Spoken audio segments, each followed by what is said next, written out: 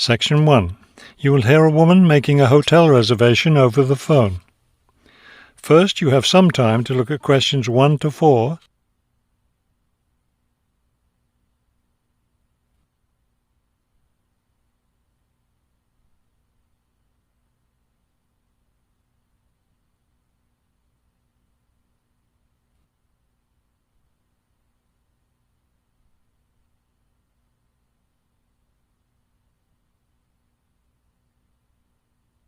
You will see that there is an example that has been done for you. On this occasion only, the conversation relating to this will be played first. Good afternoon, Grandview Hotel. Yes, hello. I'm planning to spend a few days in your city next week, and I'd like to, make a reservation. The man answers the phone. Grandview Hotel? So the word Grandview has been written at the top of the form. Now we shall begin. You should answer the questions as you listen, because you will not hear the recording a second time. Listen carefully and answer questions 1 to 4. Good afternoon, Grandview Hotel. Yes, hello. I'm planning to spend a few days in your city next week, and I'd like to, make a reservation. Of course. When did you want to stay here? Next week, Wednesday night and Thursday night. So that's February 13th and 14th. Yes, that's right. And how many guests will there be? Just me. So, do you have a room available? Yes, we do. I'll just need to take some of your information. May I have your name, please? Oh, right, yes. It's Roxanne Wilson. Wilson. Thank you, Miss Wilson. And may I have your credit card number? It's 233-618-9872. 9872. Got it. All right, Miss Wilson. I have your reservation confirmed. Can I help you with anything else?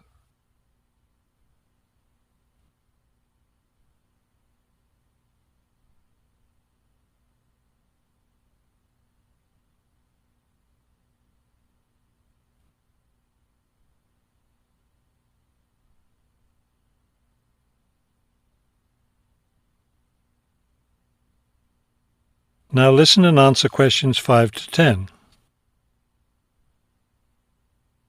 Well, yes, I was wondering, since I'll have a couple of free hours Friday morning before I leave, is there anything interesting to see close to the hotel? Do you like museums? The art museum's very close by. I love museums, but not art. Can't stand it. I've heard your city has a very interesting science museum, though. Yes, but unfortunately it's closed in the winter. Are you interested in shopping? Sure, I love shopping. Are there any good stores nearby? Yes, we have a large shopping mall just 2 bus stops away. You take the bus to Monument Square, and it's just half a block from there. Just look for the post office, and you'll see the mall entrance next to it. Fabulous. What about lunch? I hear your city has good restaurants. Yes, there's a nice restaurant very near. It's just across the street from the park. Sounds good. I can have lunch, then walk in the park afterwards. I have one more question. What's the best way to get to the hotel from the airport? Subway is the fastest, of course. There are buses, but they're quite slow. I'll be arriving quite late, after 10 p.m. I thought I might have to take a taxi. The subway runs until midnight. Oh, good. Then I'll do that. Will there be someone at the hotel front desk that late? Oh, yes. The front desk stays open until 2. That is the end of section 1. You now have half a minute to check your answers.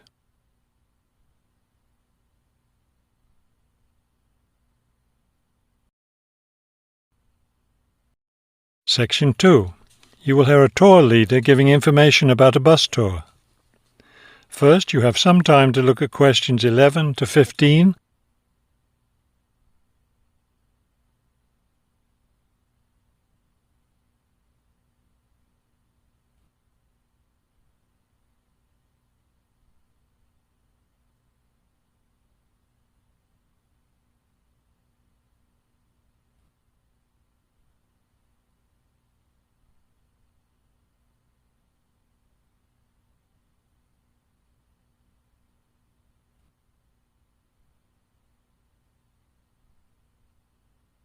As you listen to the first part of the talk, answer questions 11 to 15. Thank you for choosing City Tours. The reason so many people choose our tours when visiting this city is because you can design your tour to suit your own interests. Your all-day pass entitles you to board our bus at any stop and stay as long as you like at each place. The all-day bus pass costs $18 for adults. Children between the ages of 5 and 12 pay half the adult fare, and children under 5 ride for free. Our buses run every hour on the half hour, starting at 8:30 a.m. Our most popular tour is the Centre City Tour, which goes to all the major attractions in the centre of the city. From the starting point here at the tour bus office, the bus goes to the first stop, Hill Park. As you may guess, this park is located at the top of a small hill. The next stop is the fishing docks. Following that, the bus goes on to the third stop, Bay Bridge, located at the foot of the bridge which crosses the bay. The fourth stop is in the shopping district. Then the fifth and last stop is at Green Street.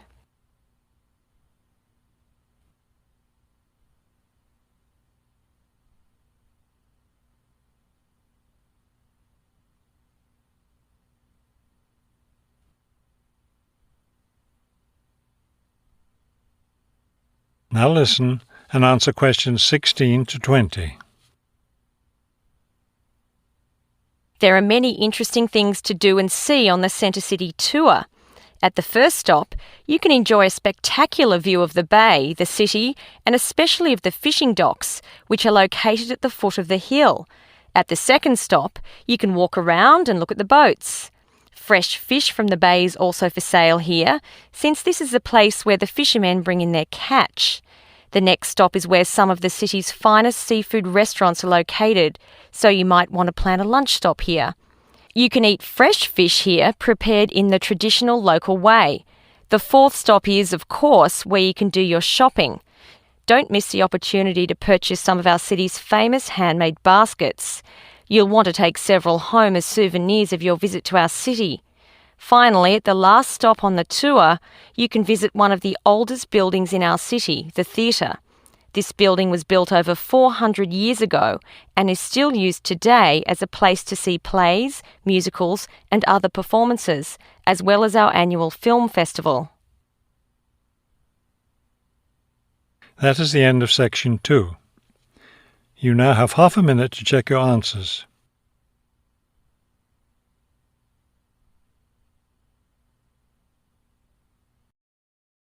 Section 3. You will hear a conversation between two students planning a research project. First, you have some time to look at questions 21 to 23.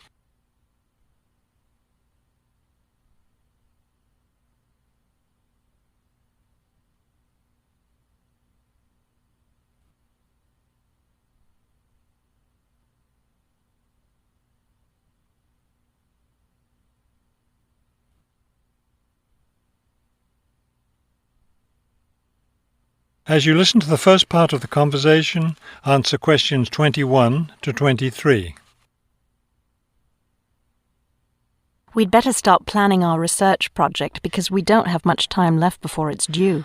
I know, only 3 more weeks. Is that all? I thought we had more time than that. Well, let's get to work then. Okay, so we agreed we're going to interview shoppers about their spending habits. Did we decide to conduct our interviews at the department store? We haven't decided anything definitely yet, but I think the shopping mall would be a better place. We'd get more of a variety of shoppers there. Yes, that's a good point. So let's do that. How many interviews did the professor say we had to complete? She said at least 30. That sounds like a lot, doesn't it? Yes, but if we divide it up between the two of us, that's just 15 each. That's not so bad.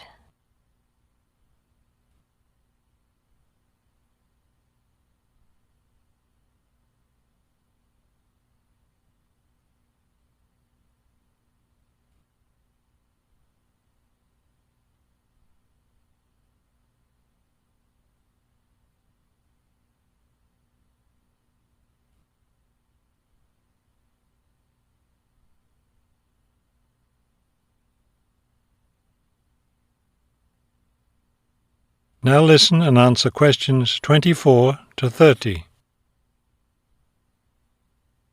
Okay, so I guess we'd better start designing our questionnaire.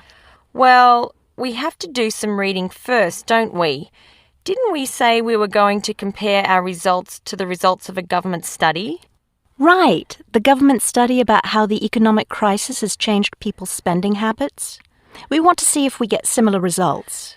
Yes, so we'd better read that first and then design our questionnaire.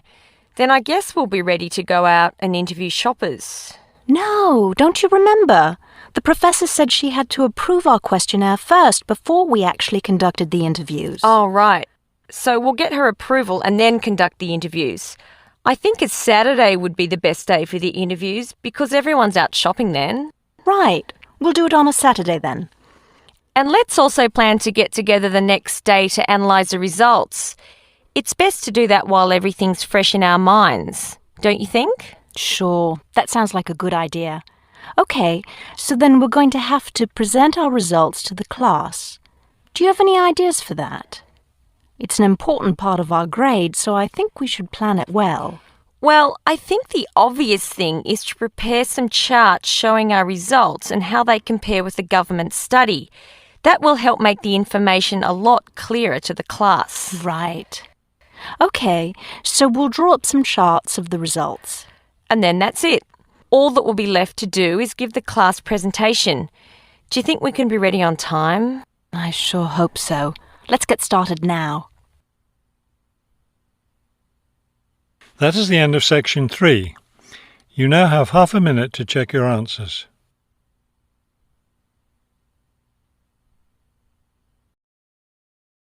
Section 4.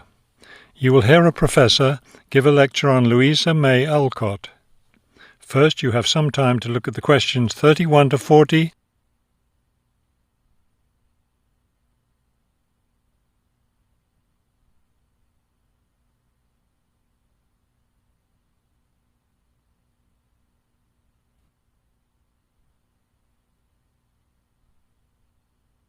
Now listen carefully and complete the timeline in questions 31 to 40. Good afternoon.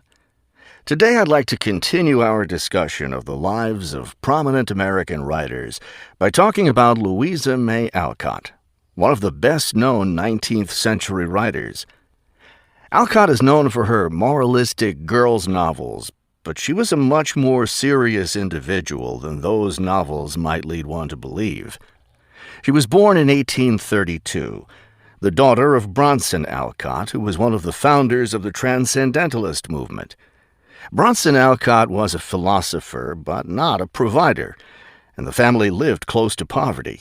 From an early age, Louisa was determined to find a way to improve her family's economic situation. As a teenager, she worked to support her family by taking on a variety of low-paying jobs, including teacher, seamstress, and household servant. Alcott also started writing when she was young. She wrote her first novel when she was just 17 years old, although it wasn't published until many years after her death. It was called The Inheritance. In 1861, the Civil War broke out. Alcott worked as a volunteer, sewing uniforms and bandages for soldiers. The following year, she enlisted as an Army nurse. She spent the war years in Washington, nursing wounded soldiers at a military hospital. While working at the hospital, she wrote many letters to her family at home in Massachusetts. After the war, she turned the letters into a book, which was published under the title Hospital Sketches. She also wrote numerous romantic stories, which she sold to magazines. Around this same time, she was offered the opportunity to travel to Europe as the companion to an invalid. When she returned home from Europe in 1866, she found her family still in financial difficulty and in need of money, so she went back to writing. Her big break came in 1868, with the publication of her first novel for girls, Little Women. The novel achieved instant success, and the public wanted more. From then on, Alcott supported herself and her family by writing novels for girls. It wasn't the writing she had dreamed of doing, but it earned her a good income. Alcott took care of her family for the rest of her life. In 1878, her youngest sister May got married. A year later, May died after giving birth to a daughter. Louisa Alcott raised her sister's orphaned child. In 1882, Bronson Alcott suffered a stroke. Soon after that, Louisa Alcott set up a house for him, her niece, her sister Anna, and Anna's 2 sons in Boston. Her mother was no longer living by this time. Alcott was still writing novels for girls, including 2 sequels to Little Women, Little Men and Joe's Boys. The latter was published in 1886. Louisa Alcott had suffered poor health ever since she contracted typhoid fever while working as a war nurse. She died in March of 1888, at the age of 55. She was buried in Concord, Massachusetts. That is the end of Section 4. You now have half a minute to check your answers.